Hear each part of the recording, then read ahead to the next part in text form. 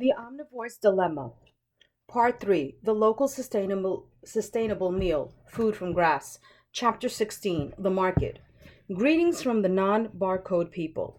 In the industrial food chain, the typical item of food travels 1,500 miles before it is eaten. Compared to that, the polyface beyond organic food chain is incredibly short. Almost all of the 300 chickens we'd processed Wednesday morning would be eaten within a few dozen miles off the farm. Remember, Joel doesn't ship his products. That's what brought me to Polyface in the first place. Joel refused to ship me a steak.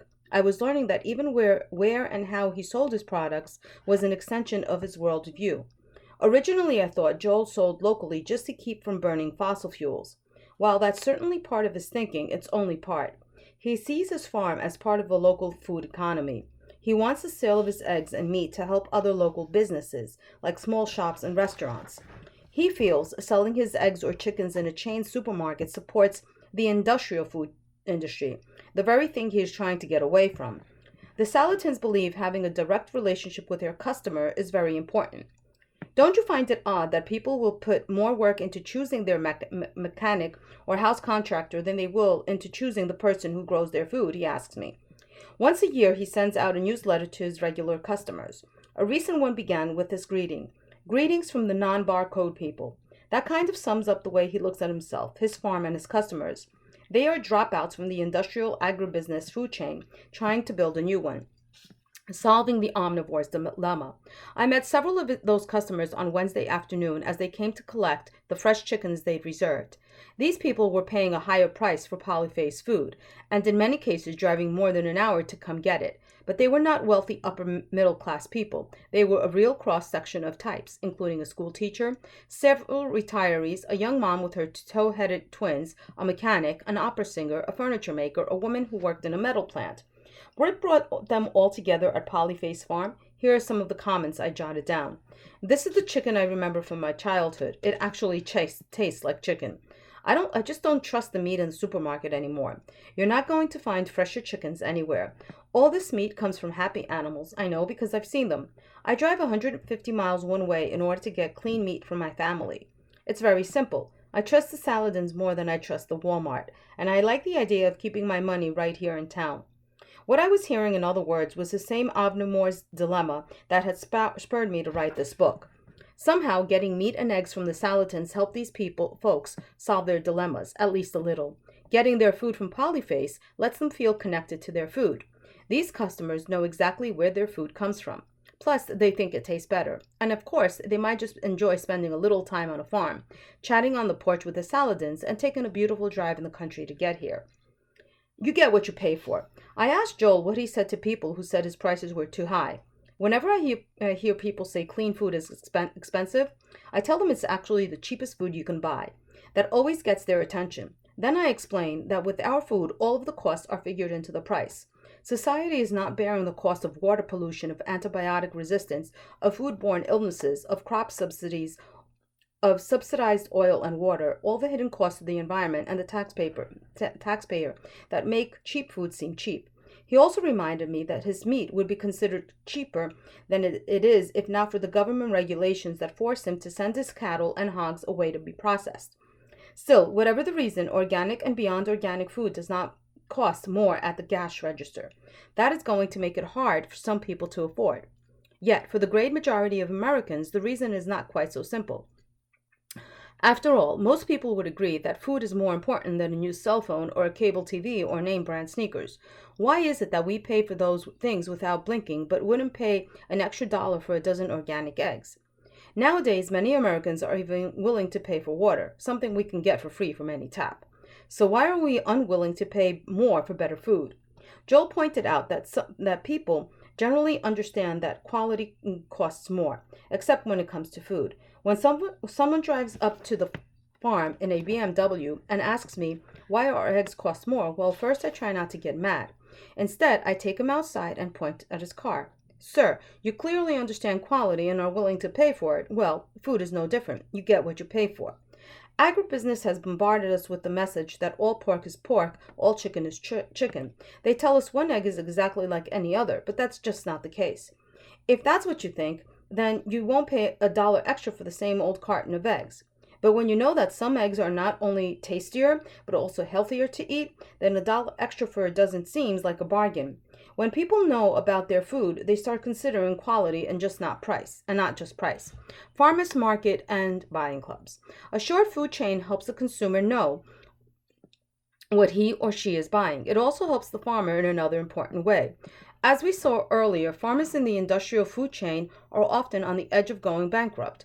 One reason is they make less money than supermarkets, wholesalers, and food processors. In fact, out of every dollar spent on food in this country, 92 cents goes to these non-farmers. By selling directly to consumers, Joel gets to keep more of that money. That's why Joel makes more money from his chickens than his beef and pork. He processes chickens himself and doesn't have to pay someone else.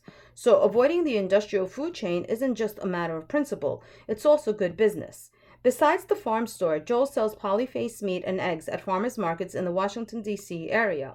The number of these farmers markets in the U.S. has almost doubled in recent years, from 1,755 in 1996 to more than 4,000 in 2008. Polyface also sells to buying clubs. These are groups of families, usually in cities or suburbs, who put together a big order once or twice a month. One person in the club collects the orders and takes delivery of the food. The size of the order makes it worth the farmer's while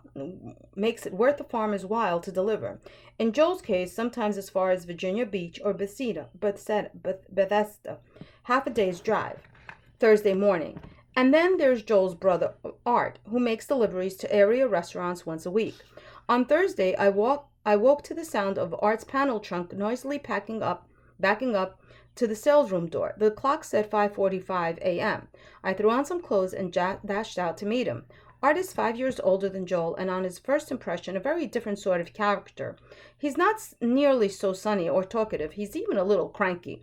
He's more grounded in the world, more businesslike. But then maybe he has to be. After all, Art spends a lot more time dealing with city traffic and parking and chefs who can sometimes be pretty picky.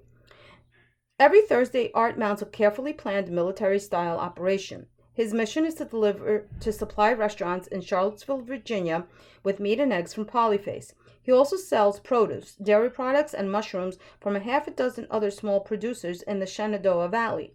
He gets the orders from customers, tells the farmers what he needs, and they arrive with their trucks at Polyface at dawn on Thursday. I spend the better part of Thursday riding shotgun in Art's panel truck.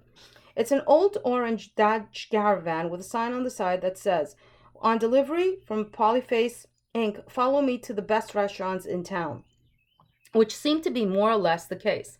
Many of Charlottesville's best chefs buy from Polyface. We made most of our deliveries after lunch when the kitchens were relatively quiet. I helped Art haul in plastic totes the size of laundry baskets laden with meat and produce. The chefs had high praise for the quality of Polyface products and clearly felt good about supporting a local farm. Between the stops, Art told me that it was the eggs that got him his new customers. I saw how this worked at a newly opened restaurant called The Filling Station. Art introduced himself and presented the chef with a dozen eggs. The chef cracked one into a saucepan. Instead of spreading out, the eggs stood up nice and tall on the pan. The chef called his staff over to admire the bright orange of the yolk. Art explained that it was the grass diet that gave the eggs their color. I don't think I'd ever seen people so interested in an egg yolk. They were clearly impressed. Seasonal food. Unlike supermarket eggs, Polyface eggs are different at different times of the year. They turn paler in the winter when the hens are not in the pasture. Art told me this was one of his biggest challenges. Many customers were not used to the idea of seasonal food. We have forgotten that meats used to be as seasonal as fruits and vegetables. For example, lambs are born in the spring. They're not ready to be eaten for 8 to 10 months in the next winter. Yet supermarkets sell spring lambs, which is meat shipped in from New Zealand. The natural seasons for red meat are fall and winter. The natural seasons for chicken are the spring and summer. If local food chains are going to succeed, customers will have to get used to eating that way again. Will customers be ready to give up the convenience of any food anytime? Perhaps they will, if they see what they are getting in return. Chefs around the country, like the ones who buy Food from Polyface in Virginia are trying to teach consumers that food actually tastes better when it is fresh, in season, and grown without chemicals. These chefs, along with the buying clubs and the farmers markets, are all part of a worldwide movement. It is a movement away from the industrial food chain and toward a more local, organic food system. Eat your view. In Europe, there's a bumper sticker that says, Eat your view. That's what the Polyface customers are doing, preserving the landscape by supporting the local farmers. They are part of an international movement to change the global food system. The movement includes farmers in Europe who try to preserve local food products and eating habits. Then there are farmers in India who have protested the sale of patented seeds by agribusiness. There are farmers in South America who protest the use of dangerous pesticides, and there are people in many countries who are trying to stop the spread of genetically modified food. It's not surprising that food has become the focus of an international movement. Food is, after all, the center of our lives in many ways, even if we no longer pay very much attention to it. And it is one part of our lives we can still control. We can still decide every day what we're going to put into our bodies, what sort of food chain we want to be part of. We can vote with our forks. Consumers in the U.S. have already made big changes in the food system. Our desire to have cleaner, healthier food has created a $20 billion market for industrial organics.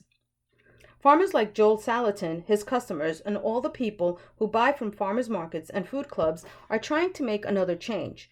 They are making the word local just as powerful as the word organic. Changing to a truly local food economy won't be easy. It might not even be completely possible, but the advantages of moving in this direction are very clear. When consumers know once again how their food is produced, they are naturally going to want it produced in the cleanest, most humane, environmentally healthy ways. Eating locally is also an act of conservation. Keeping local farms in business keeps the countryside from being overrun by cities and suburbs. Eat your view takes work. It means not being able to buy a tomato in December.